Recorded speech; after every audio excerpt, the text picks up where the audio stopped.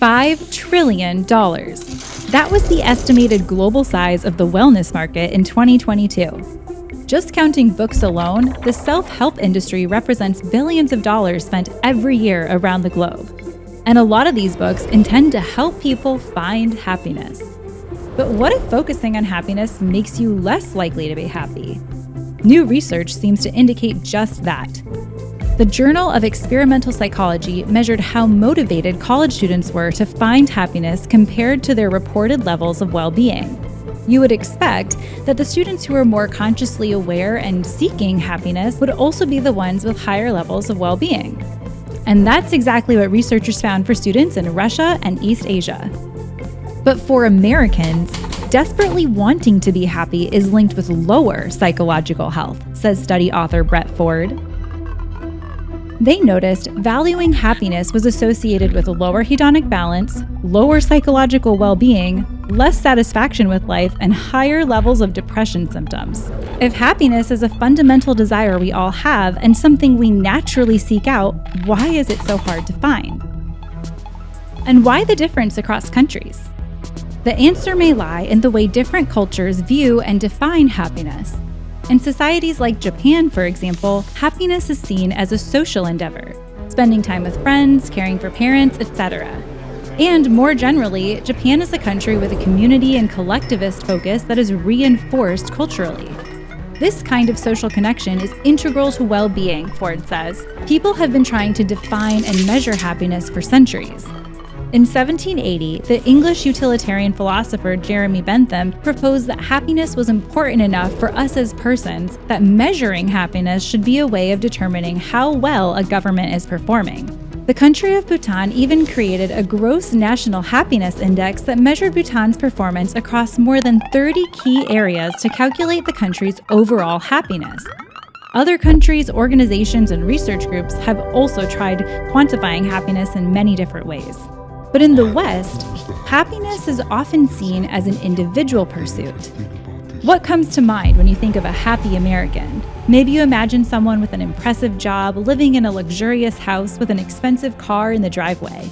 Bonus points if their social media following is worth bragging about. The problem comes from the expectation that these things will bring happiness. And this is worsened by social media, where we scroll through our friends' curated selections of the highlights of their life.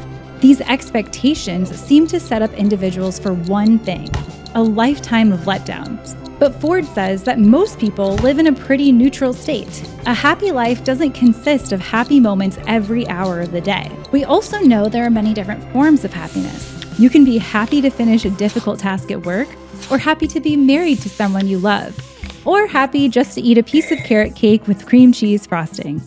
And these are all very different experiences of happiness and very different types of happiness to seek out.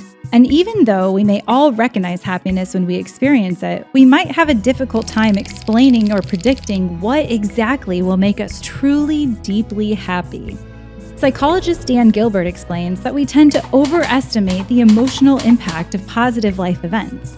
We might think that a great roommate or a major promotion will make us permanently happier, overlooking the fact that in reality we'll adapt to the new circumstances and those will become our new neutral state.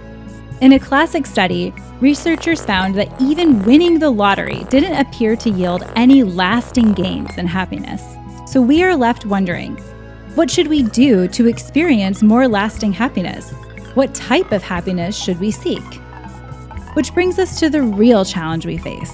Life is filled with disappointment, suffering, limitations, restrictions, and struggle. What kind of happiness can stack up against a life of challenges?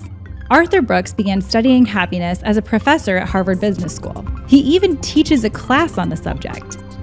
In an interview, Brooks commented on the relationship between happiness and the pursuit of pleasure. All happiness is a combination of enjoyment, satisfaction, and meaning, he said.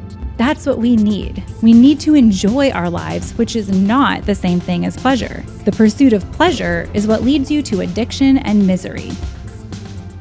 It seems that happiness is hard to find because while we know that we have a desire for happiness, we don't necessarily know where to find it. Maybe what we need is a better definition of the happiness that we're seeking. We need a view of happiness that will help us better understand and focus on what leads to true and lasting happiness.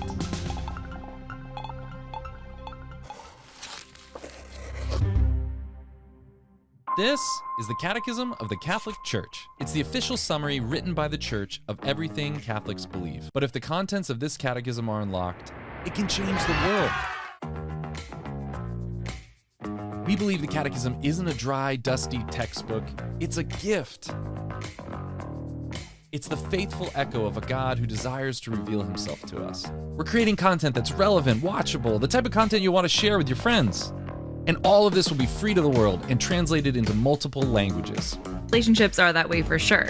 It's about getting to know someone and then trusting that person. Relaciones son así. Se trata de conocer a alguien y luego confiar en ese. Dépendait fréquemment de la foi des gens en lui et en son pouvoir. Dependia da fé das pessoas nele. Jesus também foi modelo de fé porque confiou. We're transforming the letter into a living voice for the modern world. We're creating videos, stories, animations, podcasts, social media. We're creating content that's relevant, watchable, the type of content you want to share with your friends. To help people fall in love with the Catechism, the Church, and the heart of the Catechism, Jesus. Join us and help unlock the Catechism for the world. Join in the project to retransform the letter into a living voice.